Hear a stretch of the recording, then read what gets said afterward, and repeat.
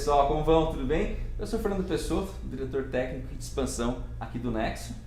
E eu sou o Dr. Daniel, galera, tudo bem com vocês? Diretor de pesquisa e desenvolvimento aqui do Nexo, Instituto de Psicologia Aplicada. Que bom ter vocês no nosso vídeo. Hoje a gente vai falar sobre Big Five. Big Five. Sabe que assim, a gente fala muito de personalidade?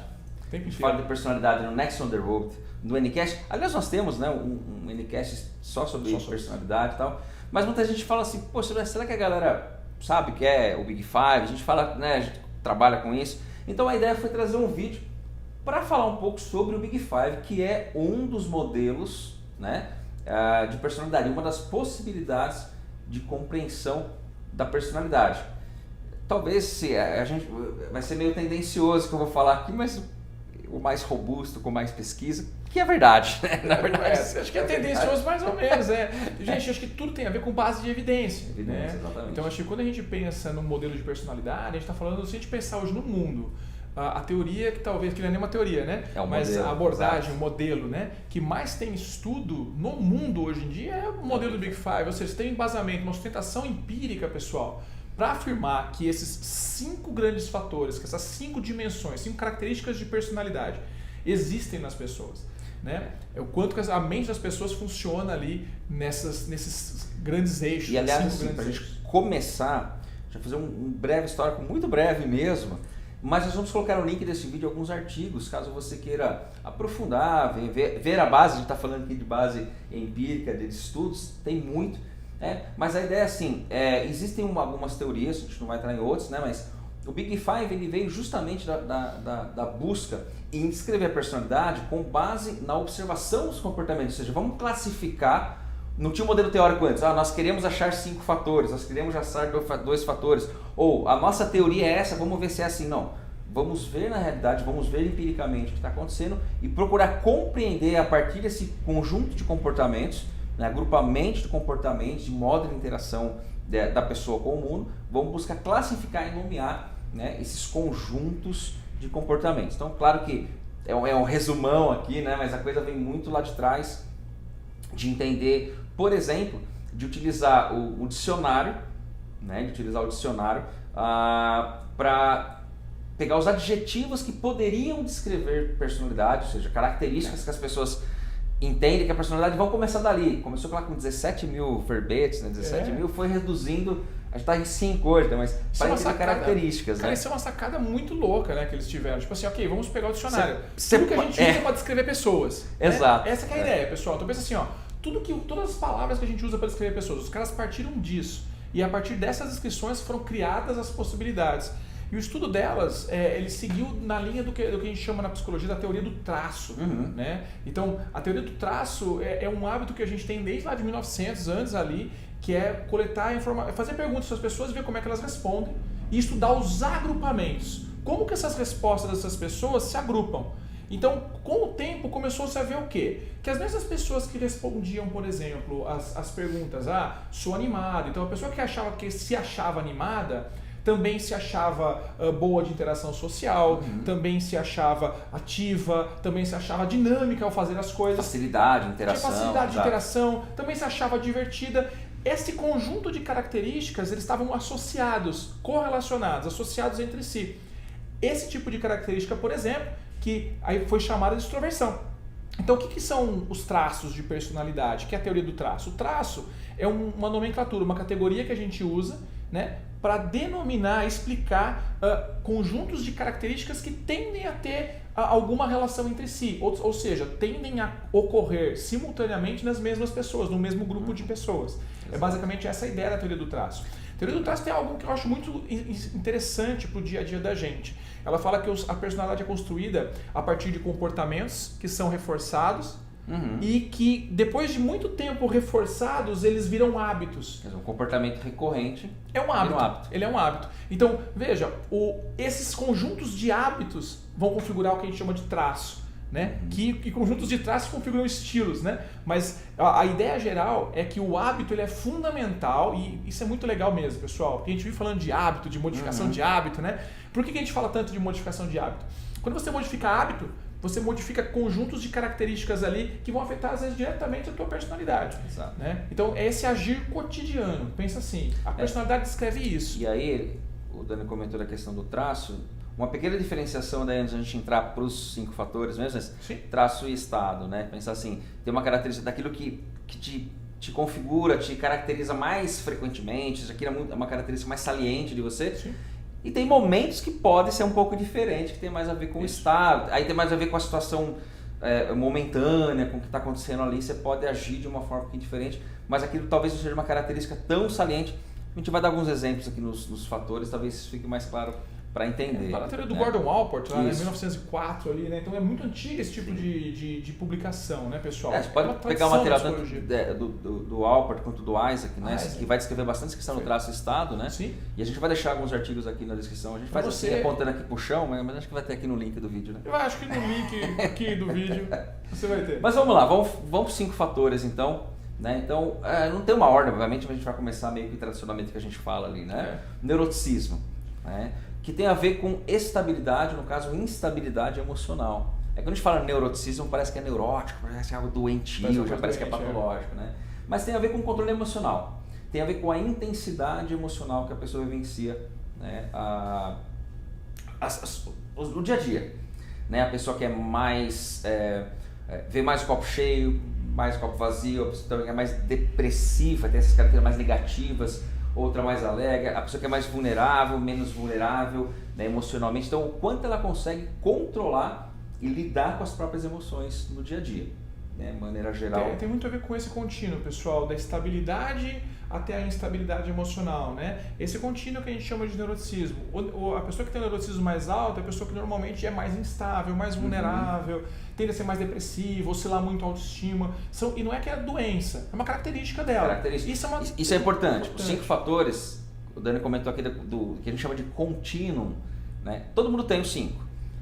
Vai ver em qual lugar do contínuo ele está, do maior ou menor. Isso ele é um modelo para descrever qualquer pessoa. E não é que maior é bom e menor é ruim, é simplesmente característica. Então, como o Dani comentou, a pessoa com maior neuroticismo tem uma tendência a ser uma pessoa mais emocional, mais intensa. Então, assim, acontece alguma coisa, nossa, a pessoa vai ficar assim, se lamentando muito, se joga muito, né?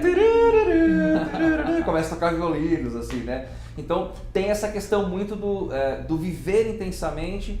De maneira geral, até mesmo as escalas escrevem uma maneira um pouco mais negativa, né? As escalas que a gente tem hoje para avaliar. Mas, enfim, neuroticismo tem a ver com essa instabilidade, com essa capacidade de lidar com as emoções, né? Perfeito. É legal, é importante frisar, pessoal, de novo, não são características patológicas, tá? Elas são características normais. Todo mundo tem em maior ou menor quantidade. Óbvio que características geram vulnerabilidades para um ou outro problema. E aí é um outro vídeo, no outro vídeo a gente discute um pouco essas relações com o que é patológico ou não aí nesse sentido. Segundo fator, extroversão. Que não é tão aquilo de extroversão que a gente tem no senso comum, tá? Mas tem a ver com o foco ser mais no outro, o foco mais em mim. Né? A pessoa extrovertida, ela como se ela sentisse uma necessidade de interação social. O foco dela está mais fora dela, ela gosta de interagir. Né? Eu sempre dou um exemplo quando eu vou falar disso. Tem um amigo meu, psicólogo inclusive, enfim, né? E ele morou um tempo em Curitiba sozinho, mas a ideia era o quê? Como ele era um cara muito extrovertido, ele não conhecia ninguém na cidade, e no domingo ele ia pro aeroporto. Legal. Ele ficava no aeroporto, trombando com as pessoas, conversando com as pessoas. Depois ele conheceu todas as lojinhas que lá, ele conhecia todo mundo. Mas por quê? Né? Essa necessidade do contato, né? Tem mais a ver com esse foco fora dele e não tão dentro. Exatamente. Né? Na prática, pessoal, o extrovertido ele descreve bastante isso. É a pessoa que ela é mais animada, é a pessoa que é mais dinâmica, mais altiva. Ela gosta de fazer coisas, gosta de conversar com pessoas, gosta de estar sempre fazendo alguma coisa, sempre se mexendo, sempre se movendo ali, né? No polo oposto disso, que é o introvertido, né, pessoal? O introvertido é o oposto disso daí, literalmente. É uma pessoa que ela não gosta tanto, gosta de atividades mais pacatas, gosta de ler, gosta de ficar mais reservado. Importante, não são pessoas infelizes. Exato. Né? Porque parece que socialmente todo mundo tem que ser extrovertido. Não, mas, por exemplo, vamos pensar agora, pandemia. As pessoas extrovertidas estão sofrendo muito mais do que as introvertidas. Tem um artigo do Lucas, né? Do Lucas Exato, Carvalho ali, vai estar na descrição para vocês. Na pandemia, por exemplo, o perfil das pessoas que mais tinham sofrimento em relação ao isolamento social, a pessoa de extroversão alta, né? Muito bom. Próximo ponto, socialização. Se por um lado a extroversão tem mais a ver com quantidade, a socialização tem a ver com qualidade. É uma boa analogia. É um pouco essa questão. Tem a ver com a qualidade das relações sociais. né? Então tem a ver com empatia, com me colocar no lugar do outro, né? Com altruísmo, né? Tem a ver com essa questão de uma boa comunicação no sentido de estar junto ali, mas de manter, como eu falei, a qualidade das relações pessoais, né? Basicamente, a grosso modo é isso, né? A ideia geral, eu acho, né, do sociável, que o extrovertido, ele às vezes ele é, como é que chama? Ele é muito agressivo, grosseiro. Grosseiro, assim, com né? o outro, muitas vezes. Mas porque pra ele quer brincar. Isso, ele quer brincar, ele quer se divertir. Então ele gosta de estar com as pessoas para se divertir. A intenção é diversão. Isso, a intenção é uma palavrinha bem chave, tá, gente? Intenção do comportamento, né? A intenção é divertir, né? O sociável, a intenção é estar com o outro. Ele gosta é o prazer de conversar, de trocar ideia. Então é aquele bom anfitrião. É o cara que te recebe bem, já sabe te acolher, senta, conversa com você. Você senta num boteco, o cara troca uma ideia, fica conversando horas ali. Esse é o cara que gosta de socialização, gosta de socializar com o outro. Então é o cara que segue regras sociais, é o cara que é muito amável com você o tempo inteiro, né? Ele não é o cara grosseiro. O extrovertido, o sociável extrovertido, ele é às vezes ele é meio grosseirão. E não por mal, é porque ele quer brincar com você, né? Esse sociável aqui, ele às vezes ele é mais cuidadoso, ele é mais cauteloso, ele quer aceitação, está sempre em busca de aceitação. São características típicas dele. Então tem a ver realmente com qualidade da interação. Próximo ponto, então, realização. Realização. Que também em algumas traduções vocês vão encontrar com conscienciosidade. Eu acho tão difícil falar que eu prefiro falar realização. Mas tem a ver com o quanto o sujeito mobiliza para chegar aos seus objetivos, né? O quanto ele faz planejamento do que ele quer fazer. Né? Tem um pouco a ver com isso, com o empenho, quanto ele se sente competente para fazer as coisas, né? Orientação para meta. É o cara que olha para meta, é o cara que é workaholic de modo geral, né? O cara que ele olha para meta, ele olha para ele não todo mundo, que né? Sinônimo de workaholic, pelo amor de Deus. Mas o cara que é workaholic tem uma realização altíssima. Exato. O contrário não quer dizer, quem tem realização altíssima é workaholic, exatamente isso. Aí é a pegada do traço. O cara se orienta sempre para meta, para tarefa. Então ele pega, ele tem que ter aquela meta, aquele objetivo, e ele segue até conseguir. Né? Então o senso de competência dele é muito alto, né? É uma pessoa que se orienta para o objetivo realmente, está o tempo inteiro olhando, percebendo o objetivo. É o cara que operacionaliza as coisas. Essa que é a principal característica, talvez, da realização nesse sentido. Isso, e por fim, abertura para novas experiências. Né? Vai descrever basicamente aquela pessoa... Tem uma alta abertura, a pessoa que gosta de atividades novas, não gosta muito de rotina, né? Gosta de uma rotina, assim, por exemplo, a gente estuda um pouquinho a questão do empreendedorismo, né? A pessoa que é empreendedora tende a ter uma abertura mais alta, porque ela quer coisa nova, ela vai desafio. A pessoa que tem uma abertura mais baixa, isso pensando no trabalho, né? Talvez prefere aquela rotina, tem isso aqui, me sinto bem nessa rotina. Então a abertura para novas experiências tem justamente esse ponto da pessoa buscar novas sensações, estar aberto a novas ideias, estar aberto a trocar ideia e a mudar de ideia eventualmente, né? Então isso tem a ver com a alta abertura, né? Sim. Você manja muito mais do que eu nisso, mas por exemplo, a galera do esporte radical talvez tenha uma alta abertura experiente, né? A experiência. Cara, é muito curioso, assim, eu estava lendo uma vez uma revista de surf, quando tinha revista de surf ainda lá atrás. Hoje em dia tem, né? A Fluir. Pô, tinha coleção de revistas de surf. Eu tinha CDs de escada, Fluir. Putz, era demais. A gente comprava revista para ganhar um CD. Era muito legal, era muito legal. E o que acontece? Eu me lembro até hoje de ler uma história do cara lá, que tipo, tinha ido pro Havaí e tipo, cara, morava num chiqueiro de porco, mas tipo, ele curtia porque ele tava ali, pegando onda, fazendo as coisas. Aí ele cansava, ele ia pra outro lugar, fazia qualquer outro tipo de coisa. Cada dia uma coisa diferente. E o cara, esse é o tipo de extremo de abertura, o cara que é muito aberto à experiência, né? O cara que é sempre gosta de novidade, é criativo, inventa ideias novas o tempo inteiro, né? Não quer dizer que é a pessoa, né, tipo, instável, não necessariamente, não tem a ver com instabilidade, isso é nada neuroticismo, mas é uma pessoa que ela tá sempre querendo coisas novas, querendo novidade. É importante a rotina acaba sendo maçante para essa pessoa. Ele não é um cara muito convencional, ele não tem ideias muito convencionais, não pensa muito. É um cara que provavelmente não vai para aquele trampo de ir numa empresa, tal horário, tal horário. Aquilo vai ser ruim para ele, vai inventar uma pessoa. Exato.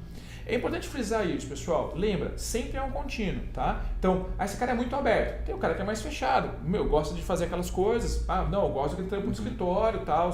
Vou lá das 8 às 5. Esse é o oposto, o cara é mais convencional. Não fica bolando muitas ideias nem nada. Tem o cara que não tem muita realização. Então o cara, por exemplo, não se organiza para meta, não se orienta. Ele é um cara que vive mais instintivamente ali, não se planeja muito, mais desorganizado. São estilos de personalidade, simplesmente. Exatamente. Tá? Pensa nisso. 5 fatores como um equalizador de um som. Então você pode ter qualquer combinação ali. Exato. E essas combinações basicamente vão dizer um pouco da interação que você tem com o mundo. É uma pessoa, um neuroticismo um pouco mais controlado, ou seja, uma pessoa menos impulsiva, ali, um pouco mais positiva, Sim. com extroversão e socialização alta, com uma boa interação social, com uma realização baixa, então um cara que meio que fica meio procrastinando. Então assim, você tem as combinações e vocês vão encontrar uma literatura muito grande sobre o Big Five, né? E como a gente falou, um dos modelos mais robustos, vale muito a pena entender personalidade a partir dessa proposta, né? Como a gente falou, não é uma teoria, vamos achar isso aqui que a gente acha que é, não, vamos ver como é que é e a partir daí a gente vai classificar os comportamentos e tudo mais. Acho que a grande pegada, a grande sacada do Big Five é isso, né? Gente, a gente vai gravar outros vídeos para vocês comentando dos patológicos, né? Deixa aqui seus comentários depois. Qual é a tua personalidade? Exatamente. Pra gente o que você Escreve acha. aqui o que você acha dos seus 5 fatores. O que é alto, o que é médio e o que é baixo. Qual que você acha que é os 5 fatores meu e do Fer? Anota aí embaixo aí que depois a gente vai Se acertar, a gente tem até isso, a gente já respondeu o teste. Se acertar aqui, a gente vai falar. A gente vai fazer um vídeo só para discutir esses perfis. Discutir. Inclusive, eu vou fazer isso em sala de aula. Eu pegava, vamos classificar o perfil do Dani. Vamos lá, os alunos faziam isso. Justamente. Mas escreve aqui o que você acha do seu perfil, do nosso perfil. O que você acha que é alto e baixo aqui, né, em termos de extroversão, neuroticismo, socialização, realização e abertura. Beleza? Gente, deixe seus comentários aí. Logo, logo tem vídeo falando sobre as doenças, o lado negro do Big Five. Pois é, vamos entender como que ele pode ajudar a gente a entender essas patologias também. Beleza? Um abraço, Valeu, gente. Até mais.